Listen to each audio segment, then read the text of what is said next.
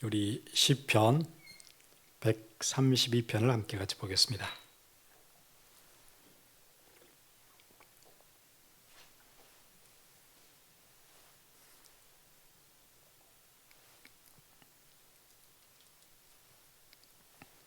시편 132편 1절부터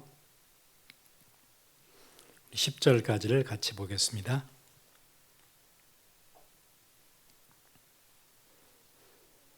우리 함께 같이 읽겠습니다. 여호와여 다윗을 위하여 그의 모든 겸손을 기억하소서. 그가 여호와께 맹세하며 야곱의 전능자에게 서원하기를 내가 내 장막집에 들어가지 아니하며 내 침상에 오르지 아니하고 내 눈으로 잠들게 하지 아니하며 내 눈꺼풀로 졸게 하지 아니하기를 여호와의 처소 곧 야곱의 전능자의 성막을 발견하기까지 하리라 하였나이다. 우리가 그것이 에브라다에 있다 함을 들었더니 나무밭에서 찾았도다. 우리가 그의 계신 곳으로 들어가서 그의 발등상 앞에서 엎드려 예배하리로다. 여호와여 일어나사 주의 권능의 계와 함께 평안한 곳으로 들어가소서. 주의 제사장들은 의의 옷 입고 주의 성도들은 즐거이 외칠지어다. 주의 종 다윗을 위하여 주의 기름 부음 받은 자의 얼굴을 외면하지 마옵소서. 아멘.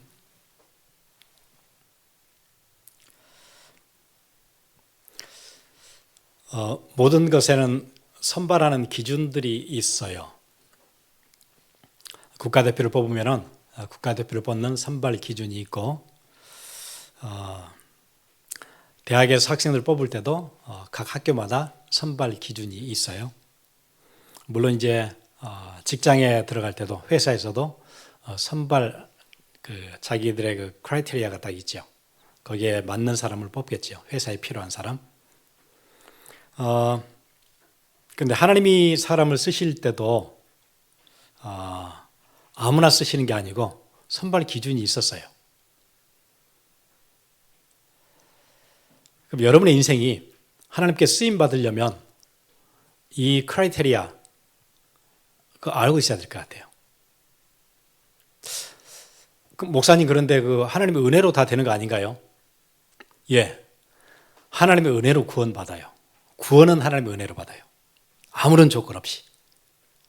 그런데 하나님이 쓰시는 사람은 달라요. 구원은 다 하나님의 조건 없는 은혜로 다 구원은 받지만 구원 받은 자 중에서도 하나님이 쓰셨던 사람들이 있어요.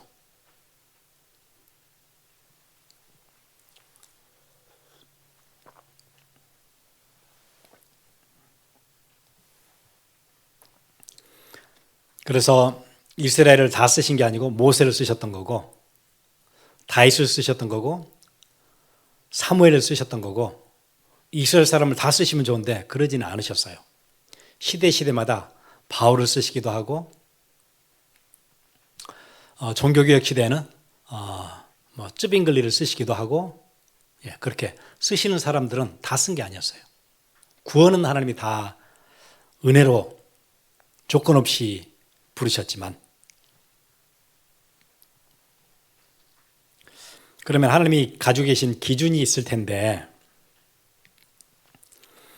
그런데 하나님이 픽업을 할 때, 여기는 너무 마음에 딱 맞는, 내가 원하는 기준에 딱 들어온 사람이다. 그런 사람이 다윗이었어요. 그러면 우리가 다윗의 인생을 보면서 이게 하나님의 선발 기준이구나. 그걸 우리가 감 잡을 수 있을 거예요. 이게 하나님의 기준이구나. 아무나 뽑는 게 아니고. 왜냐하면 성경에 보면 사무엘상 16장에 그렇게 얘기하지요. 사람은 외모를 보거니와 나 여호와는 중심을 보느니라. 사람은 외모를 보거니와 나 여호와는 중심을 보느니라.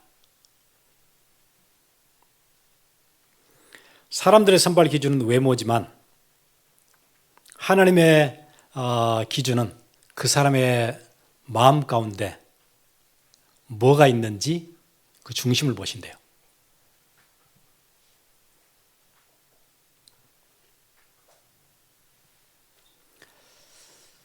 그러면은 여러분들의 중심이 어느 중심을 가지고 있어야 되는지 그게 이제 중요하죠. 여러분의 마음 깊은 곳에 어떤 중심이 있어야 되는지 그것만 하나님의 선택 기준에 맞으면 그 사람의 인생 배경도 상관없어요. 지금까지 해왔던 일도 상관없어요. 하나님 쓰세요. 여러분이 그 기준에 들어가는. 그래서 오늘 메시지 여러분 잘 들어보시고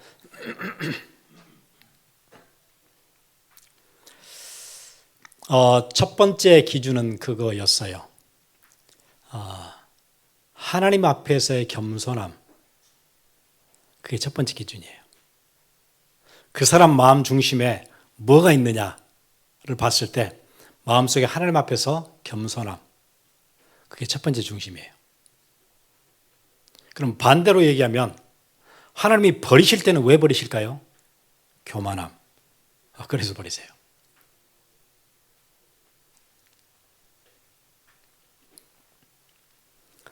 왜 사단은 하나님으로부터 쫓겨났어요? 하늘에서? 하나님을 섬기도록 만들어 놓은 피조물이 교만함이 들어갔어요. 그 보좌 위에 내가 올라가고 싶은 거예요. 하나님께만 돌아가는 영광을 자기가 받고 싶은 거예요. 무별들 위에 올라가고 싶은. 하나님이 가장 싫어하시는 거고 하나님이 가장 마음에 흡족한 그 중심이 어떤 중심이에요? 겸손함이에요. 오늘 132편 보시면 여호와여 다윗을 위하여 그의 모든 겸손을 기억하소서. 이거는 지금 다윗이 쓰는 시는 아니에요. 작자 미상이에요. 그런데 다윗을 기억하면서 여호와여 다윗을 위하여 그의 모든 겸손을 기억하소서. 그래서 여러분 하나님께 쓰임 받기 위해서는 일을 열심히 하는 것 그것도 맞을 수 있어요. 봉사하는 것 그것도 맞을 수 있어요. 근데 어느 중심이 가장 하나님께 딱 목격되냐면 마음의 겸손함.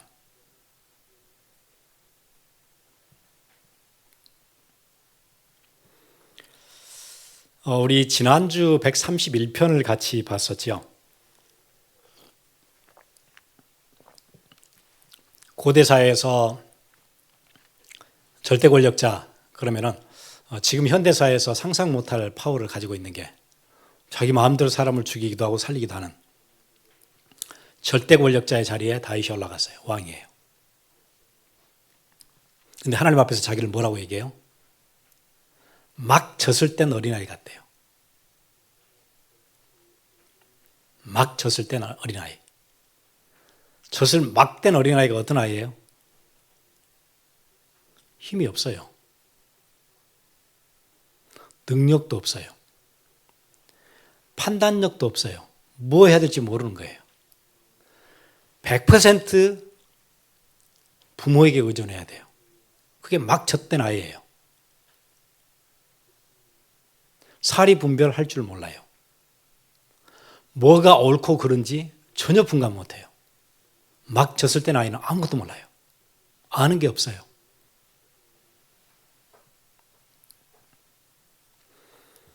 이게 위험하다, 이게 안전하다 전혀 몰라요.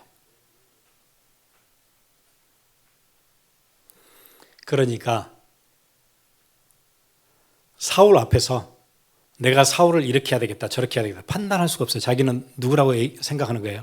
하나님 앞에서 자기는 젖된 아이예요. 판단할 수가 없어요. 자기는요. 하나님이 세우셨으니까 그냥 놔두는 거예요. 아무리 자기에게 원수처럼 자기를 죽이려고 그렇게 쫓아다녀도 그거는 누가 판단하는 거예요? 젖된 아이가 판단하는 일이 아니에요. 하나님이 판단하실 일이에요. 하나님이 세우셨으니까 패하시면 하나님이 패하시는 거예요. 나는 그 앞에서 아무것도 안 하는 아무것도 할 수 없는 젖된 아이예요. 그냥 그걸 하나님 귀하게 보신 거예요. 여러분의 인생이 지금까지 대단한 일을 하지 못했어도 상관없어요. 배경 없어도 괜찮아요. 뭐 하나가 있으면 돼요. 하나님 앞에서의 겸손함.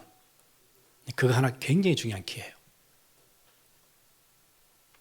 이세 아들 다윗을 만나니 내 마음에 딱 맞았대요. 하나님의 선택 기준, 누군가를 일을 시키려고 뽑는 그 크라이테리아 안에 딱 맞는 사람이 하나 있어요. 그게 다윗이에요. 왜 맞아요? 하나님 앞에서 겸손해요. 어린아이예요. 하나님, 나는 100% 하나님께 디펜던트 된 사람이에요. 부모가 해주지 않으면 아무것도 못해요, 나는. 근데 우리 보세요. 우리 그거 고민 많이 하고 묵상 많이 해야 되는 제목이에요. 우리 판단 많이 하죠. 저 사람 이렇고 저렇고. 하나님이 오케이 했는데 나는 판단해요. 어린아이 아니거든요, 그게. 하나님이 받으셨는데 나는 거절해요. 그 어린아이 아니잖아요. 다윗은 그게 됐어요.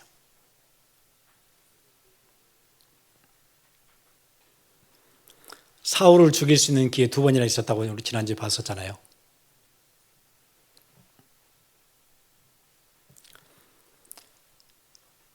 굴에 숨어 있는데 사울의 군대가 왔어요. 자기를 잡으러. 하필이면은 막 심장이 벌컥벌컥 뛰었겠죠. 이게 잡히면 죽는다. 긴장이 최고조로 올라왔는데 희한한 일이 벌어졌어요. 자기를 잡으러 들어오는 게 아니고 하필이면은 자기가 있는 굴 안으로 사울이 혼자 들어와요. 보니까는 이제 화장실을 찾으러 들어온 거예요. 성경은 발을 가리러 왔대요. 이게 완전 위기인 줄 알았더니 이게 위기가 아니에요. 완전 찬스예요. 그야말로 호위병도 없고 화장실에 막 호위병 군인들 다 데리고 올 수는 없잖아요. 아무도 없어요. 사울 혼자 들어왔어요. 그 굴에. 이건 이제 지금까지 쫓겨다니던 모든 일이 이제 다 끝날 수 있는 상황이에요. 자기는 이미 하나님께 기름 부음 받았잖아요. 왕이에요. 근데 하나님께서 사울을 제거하지 않으시기 때문에 지금 그 자리를 못 가고 있는 거지. 자기는 왕이잖아요. 공식적으로. 그런데 이 판단도 자기 굴 앞에 와서 앉아 있는데 이 판단도 하나님이 하셔야 될 일이에요. 내가 할 수 있는 게 아니에요. 왜? 나는 젖된 아이니까 하나님 앞에서.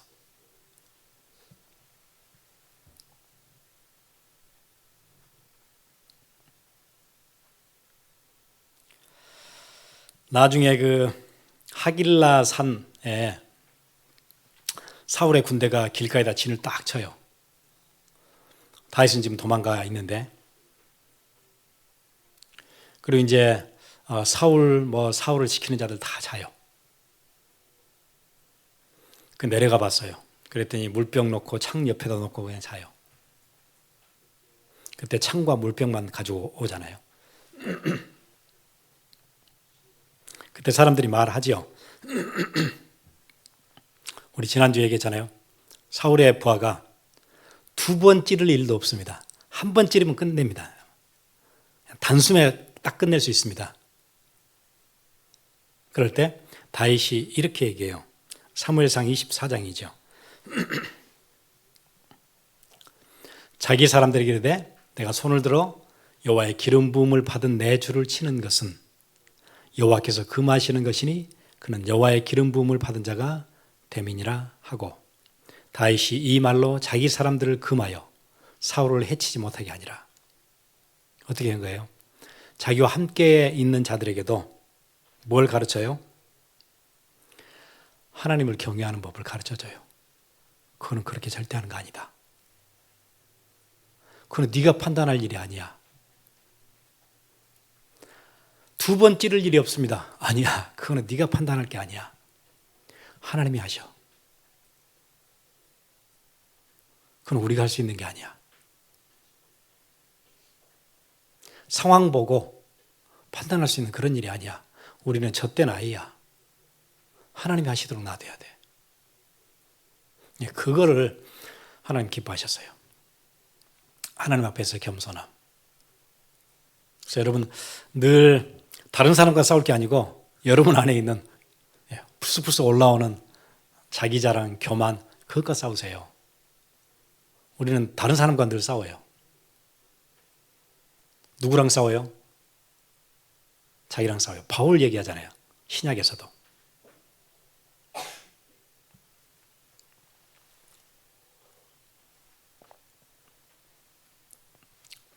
내가 허공에 막 휘두르는 것처럼 그렇게 싸우지 않는데요. 목표가 정확해요. 나는 딱 그것과 싸워요. 그리고는 타겟이 정확해요. 아무데나 막 치는 게 아니에요. 딱 타겟을 놓고 그것만 딱 치는 거예요. 그런데 그게 뭐예요? 그 타겟이 내 몸이에요. 내 몸을 쳐서 복종케 한대요. 여러분 이게 되게 중요한 얘기 아닌가요? 타겟이 정확해야 돼요. 누구를 쳐야 돼요? 내 몸을 쳐야 돼요. 교만이 계속 올라오니까 이거 올라오면 하나님 안 쓰시니까. 다른 사람을 구원하고 나는 버림받을까 두려워했다 그러잖아요. 바울이. 내가 이 정도 내가 복음을 전했잖아. 내 성과가 이 정도 되잖아 지금. 이방인의 사도로 어마어마한 일을 하고 다니잖아. 그거를 치는 거예요. 타겟을 딱 정확히 해놓고 그걸 치는 거예요. 하나님의 은혜인데 네가 한 거야. 너는 교회 핍박하는 놈이었잖아. 집집마다 다니면서 사람들 끌어냈잖아. 스데반 죽였잖아. 너 죄인의 괴수잖아. 누구를 쳐요? 자기를 치는 거예요. 예. 그래 하나님께서 바울 쓰시잖아요. 공부를 많이 해서 쓰신 게 아니에요. 예, 그게 돼서 쓰신 거예요. 구원은 하나님 은혜로 구원 받았는데 쓰실 때는 다 쓰신 건 아니에요.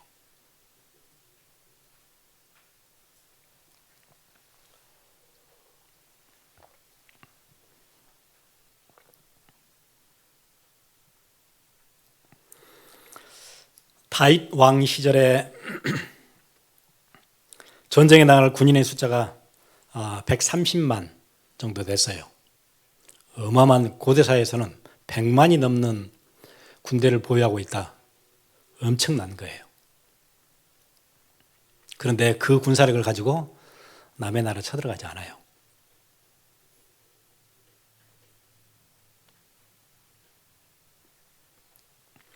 (130만을) 가지고 있었는데 여러분 그 세계의 어마어마한 제국을 이루었던 아수르 제국이 자기의 군사가 몇 명 있었어요?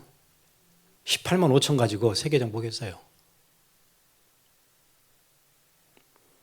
18만 5천 가지고 제국을 세웠어요. 대제국을 세웠어요. 가는 데마다 다 쓸었어요. 근데 130만을 가지고 다른 나라 손대지 않아요. 그게 다윗이었어요. 규모로 할 것 같으면은 세계를 다 쓸었을 거예요. 130만이면. 그렇게 하지 않았어요.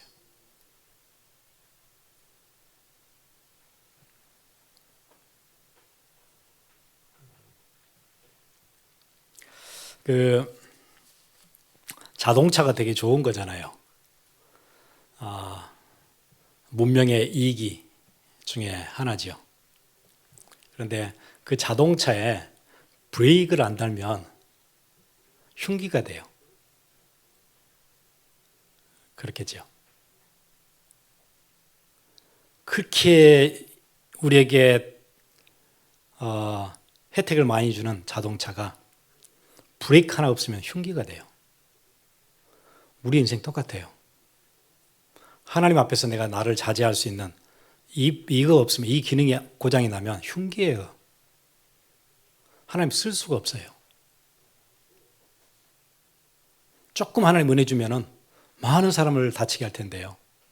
그 교만 가지고. 그럼 흉기가 돼요.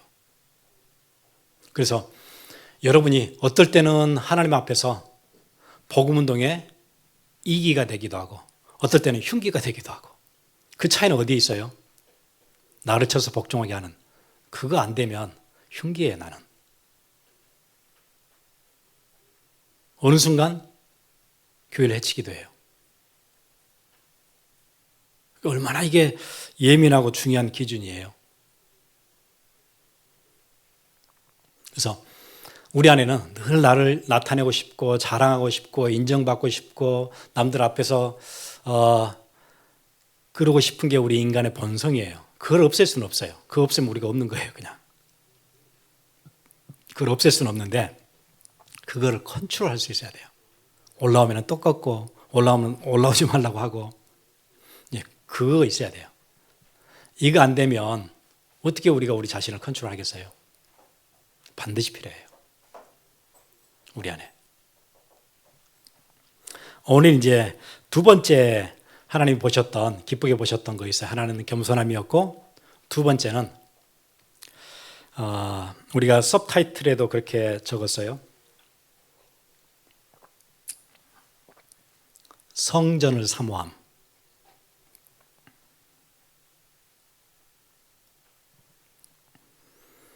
성전을 어떻게 사모하냐면 2절부터 보세요.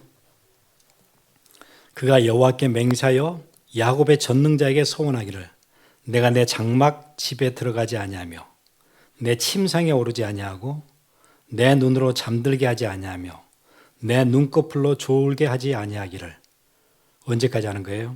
여호와의 처소 곧 야곱의 전능자의 성막을 발견하기까지 하리라 하였나이다. 이게 다윗이었어요. 내가 여호와의 성막을 찾기 전까지는 잠들지 않겠대요. 내가 내 집에, 내 장막에 들어가지 않을 거예요. 내 집에 안 가요. 그 찾기 전에는. 내 침상에 오르지 않아요. 나 자로 들어가지 않아요. 내가 주의 성막을 찾아야 돼요. 내 눈으로 잠들게 하지 아니하며 내 눈꺼풀로 졸게 하지 아니하기를. 여호와의 처소 곧 야곱의 전능자의 성막을 발견하기까지 하리라 하였나이다. 성막에 대한, 성전에 대한 그 사모함, 간절함, 하나님 그걸 딱 보셨어요.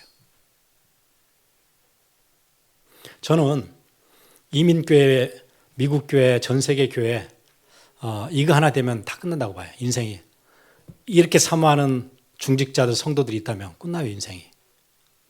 하나님이 뽑으시는 그 크라이테리아에, 선발 기준에 딱 맞잖아요. 이런 중심. 나는 교회가 든든히 세워지는 그 일에 그게 되기 전까지는 나 침상에 오르지 않겠다. 내 집에도 안 들어가겠다. 나 눈꺼풀 붙이지도 않겠다. 그런 중심.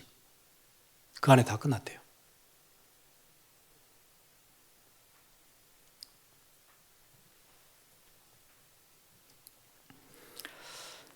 (132편은) 작자 미상인데 그 주석가들이나 학자들이 그렇게 얘기해요. 솔로몬의 시라고 얘기하더라고요. 왜냐하면 나중에 솔로몬이 성전을 짓고 나서 했던 기도가 있어요. 솔로몬의 자기가 썼던 기도가 있어요. 그 기도가 8절하고 9절 여호와여 일어나사 주의 권능의 기와 함께 평안한 곳으로 들어가소서. 주의 제사장들은 의의 의를 옷 입고 주의 성도들은 즐거이 외칠지어다. 솔로몬의 기도하고 똑같아요. 그러니까 이거 솔로몬이 썼다. 그렇게 얘기해요. 저는 이거 보면서 솔로몬이 자기의 아버지를 기억할 때 이렇게 기억했구나. 우리 아버지는 성막을 찾기 전에는 이 정도 간절하게 성막 찾으려고 했었어. 그게 우리 아버지야. 그런 축복이 우리한테 있으면 끝날 것 같아요. 여러분의 자녀가 우리 아버지는 어떻게 살다 갔냐면 이렇게 살다 갔어. 이 평가 받으면 최고인 것 같아요. 인생에 더 큰 보람은 없는 것 같아요. 우리 아버지는 수도 많이 쓰고 별거 다 하다가 인생 참 비참했어. 그런 평가 자식들은 다 보잖아요. 어떻게 사는지 다 알잖아요. 이렇게 잔머리 쓰고 수 쓰고 막 이렇게 저렇게 하고 사람들한테 욕먹고 참 열심히 살았는지 몰라도 참 떳떳하게 살지 못했다. 그러지 않고 이렇게 살다 갔다. 내 아버지는.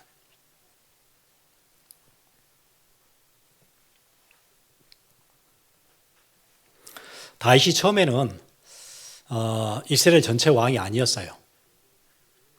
나중 왕이 되고 나서도 이스라엘 전체 왕은 아니었어요. 한 두 지파의 왕으로 이렇게 있다가 나중에 이스라엘 전체 왕이 딱 되지요. 그리고 나서 그러니까 그 사이에 우여곡절이 많았고 막 싸움도 있었고, 예. 그리고 왕이 되자마자 이제 이스라엘 전체가 내 컨트롤 안에 들어오는, 이제 어떻게 된 거죠? 이제부터 이제 이루었다. 10년을 사울에게 쫓겨다니다가 어떻게 죽지 않고 살아나서 두 부족의 왕이 됐다가 나중에 12지파의 전체 왕이 이제 돼서 드디어 이루었어요. 그러면 좀 뭐 해야 되겠죠? 좀 쉬어야 되겠죠. 베케이션이 좀 필요할 거예요. 이제 왕 됐으니까 좀 한시름 났다. 그렇지 않았어요. 왕이 되자마자 곧바로 했던 게 뭐였어요? 이거였어요. 그래서 솔로몬이 이렇게 얘기한 거예요. 곧바로 뭐예요? 성막 찾으러 다녀요. 왜냐하면 사울 왕 때 성막이 어디 있는지도 몰라요. 그 블레셋과 싸운다고 뭐 가지고 갔다가 뺏겼다가 다곤 신전 앞에 놔뒀는데 다곤 신전 목 부러지고 넘어지고 하잖아요. 이거 큰일 났는데 이거 가지고 있을 게 아니구나 이거. 그 법계 있잖아요. 그래서 이스라엘에 돌려보내죠. 그 이스라엘 어디 있었어요 그냥. 사람들은 20년이 넘도록 어디 있는지 몰라요. 찾지도 않아요. 어차피 예배 잘 안 하니까. 그게 사울왕 시절이에요. 다윗과 비교해 보세요. 차이 나잖아요. 다윗은 내가 첫 번째 왕이 돼서 내 컨트롤 안에 들어오면 곧바로 하고 싶은 첫 번째 일이 뭐예요? 성막 찾는 거예요. 어디 있는지 찾아서 법궤를 찾아서 성막 안에 들여놓는 거. 그게 자기의 최고의 미션이고 가장 기쁜 일이에요. 사울은 어디 있는지도 몰라요. 그게 사울 왕이었고. 그 다음 절 한번 볼까요? 6절. 우리가 그것이 에브라다에 있다함을 들었더니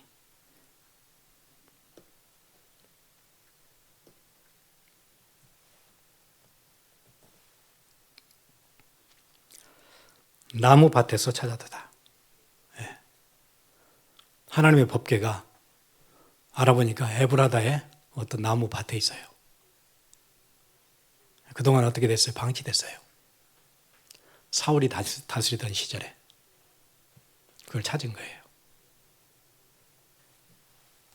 그래서 어떻게 했다 그러죠? 7절이죠. 저는 7절 한번 같이 볼까요? 우리가 그의 계신 곳으로 들어가서 그의 발등상 앞에서 엎드려 예배하리로다. 우리가 그의 계신 곳으로 들어가서 그의 발등상 앞에서 엎드려 예배하리로다. 예, 이 마음을 하나님께서 너무 기뻐하신 거예요.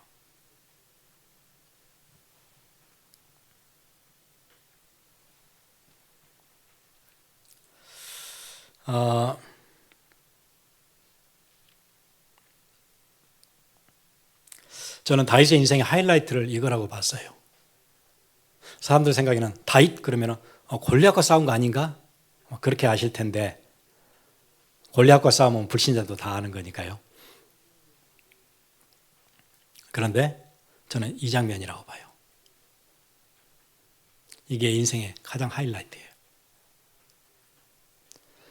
하나님의 법궤를 찾아서 성막에 법궤를 찾으니까 어떻게 한대요? 가서 엎드려서 그 발 앞에 경배하고 싶은 것.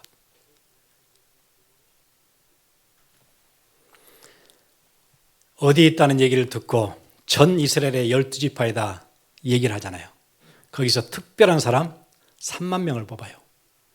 그리고는 법궤를 찾으러 다 같이 가죠. 왜 각 지파에서 다 뽑았을까요? 예, 이거는 거기 있어서 빨리 가져와 그런 게 아니에요. 온 이스라엘 12지파가 다 알아야 돼요. 다 함께 가야 돼요. 그래서 특별히 선발된 사람 3만을 뽑았어요.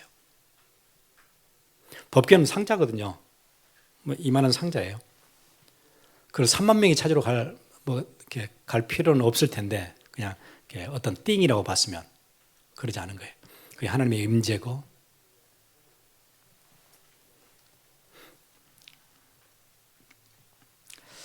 거기 보면 그런 얘기 나와요.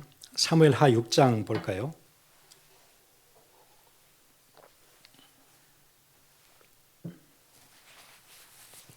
1절부터 보면 다윗이 이스라엘에서 뽑은 무리 3만 명을 다시 모으고 다윗이 일어나 자기와 함께 있는 모든 사람과 더불어 바알레 유다로 가서 거기서 하나님의 궤를 메어 오려 하니 그 궤는 그룹들 사이에 좌정하신 만군의 여호와 이름으로 불리는 것이라. 3만 명을 뽑아서 다윗이 함께 가서 하나님의 궤를 메어 오려고 지금 하는 거예요.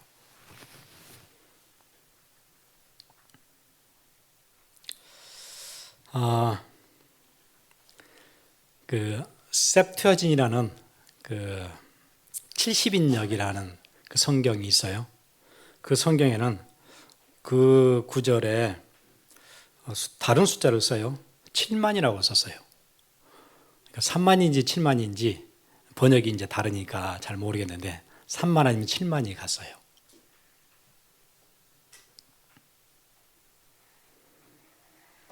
아마 뽑았다 그러니까 여기 뽑았다 그러잖아요.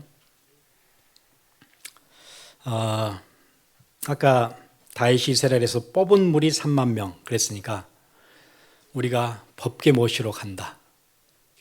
여기에서 출중한 사람, 영성 있는 사람, 준비된 사람, 각 지파에서 엄선해서 뽑아라. 그렇게 했을 것 같아요. 그래서 3만 아니면 7만이 같이 모였어요.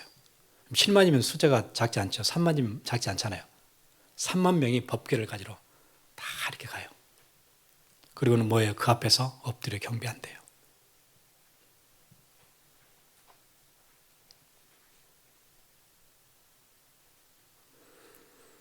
그리고 나중에 그것도 절차가 뭐 오벳 에돔의 집에 갔다가 막 우사가 손댔다가 막 죽고 막 이런 해프닝들이 있어요. 그래서 막 손 못 대고 막 벌벌 떨잖아요. 결국 마지막에 성막으로 들어와요. 하나님의 법궤가. 그때 다윗이 했던 거 기억나시죠? 기뻐서 어쩔 줄 몰라요. 막 춤을 춰요. 거의 뭐 정신이 온전하지 않은 사람처럼 옷이 다 흘러내렸대요. 여러분 다윗의 인생에서 이렇게 기쁜 적이 있던가요? 이렇게 기뻐한 적이 있었어요. 이게 다윗이에요. 저는 그래서 이 구절이 하이라이트라고 본 거예요. 다윗의 가슴 속에 가장 깊이, 가장 강렬하게, 가장 절실하게 남아있는 것. 골리앗 죽인 게 아니에요. 골리앗 죽였을 때 다윗의 감정 성경에 얘기하잖아요. 막 좋아서 어쩔 줄 모르고 막 옷이 다 흘러내리고 그러지 않았어요. 골리앗 죽였을 때. 법궤가 성막 안에 들어올 때 그랬어요.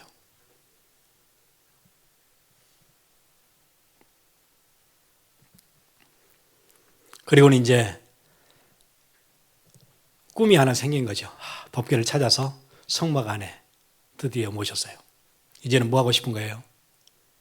성막이 이건 아닌 것 같아요. 하나님의 위엄에 맞는 성전을 짓고 싶은 거예요. 선지자한테 얘기하잖아요. 내 중심이 성전 짓고 싶습니다. 당연히 허락할 줄 알았어요. 하나님이요. 하나님 노하시잖아요.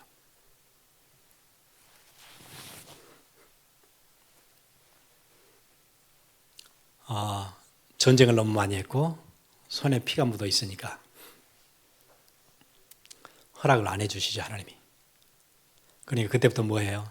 레바논에 가서 배로 백향목을 다 잘라가지고 오잖아요. 그리고 막 쌓아놔요. 성전에 쓸 금과 은 다 수집해요. 모든 성전 지을 준비를 다 해놔요. 보니까 딱 그런 느낌이에요. 미치겠어요. 성전 짓고 싶은데 허락을 못 받은 거잖아요. 그러니까 자재만 쌓아놓고 막 해서 안절부절하는 거예요. 만지작거리는 거예요. 이걸로 금방 지으면 되는 건데 하나님 허락을 안 해주시네. 그러니까 설계도를 또 다 짜잖아요. 그리고 설계도만 짠 게 아니에요. 이 성전문에는 어느 지파 누가 4교대로 3교대로 성전문을 지켜야 되고, 그러니까 계속 머릿속에는 그거밖에 없는 거예요. 이 사람은 자재가 잘 도착했는지, 이 자재 가지고 어디서 세워야 되는지 늘 그 생각이에요. 그게 다윗이었어요.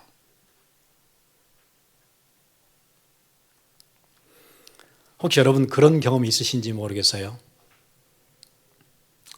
여러분 집일 수도 있고 뭐 비즈니스일 수도 있는데, 진짜 이것만 지으면은 진짜 너무 좋을 것 같아서 자재도 진짜 좋은 거 다 준비했는데 시리에서 퍼밋이 안 나와요. 저 그런 얘기 가끔 들었거든요. 미치겠대요. 퍼밋이 지금 1년이 넘었는데 퍼밋이 안 나와요. 건물을 못 짓고 있어요. 맨날 자재만 만지고 있는 거예요. 이거 빨리 걷어내고 이거 지으면 되는 건데, 이게 시리 사람들이 퍼밋을 안 주는 거예요. 이것만 되어지면 금방 짓고 이게 되는데 미치겠는 거예요. 안달하는 거예요. 제가 그런 얘기 자주 들었거든요. 다윗의 심정이 비슷한 것 같아요. 하나님이 퍼밋을 안 주시니까 짓지를 못하는데 미치겠는 거예요.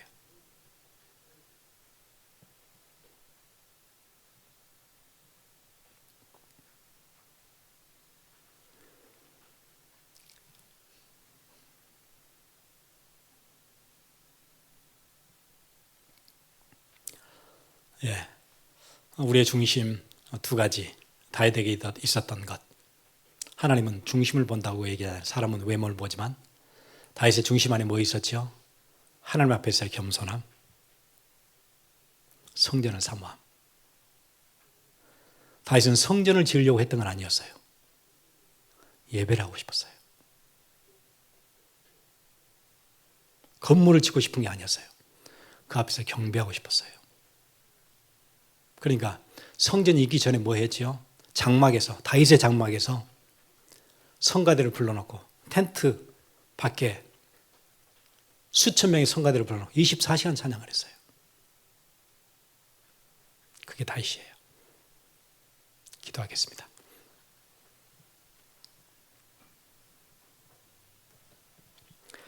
하나님, 이 하나님의 선발 기준에 우리의 중심이 조금씩 더 가게 해 주옵소서. 말씀을 들을 때마다 내가 왜 이렇게 교만하지? 왜 나밖에 모르지? 쳐서 복종시켜야 되는데 그 싸움 시작하시고, 하나님 내가 내 삶이 예배가 삶의 중심 오게 해주세요. 그것만 되어지면 끝나요. 기도하겠습니다.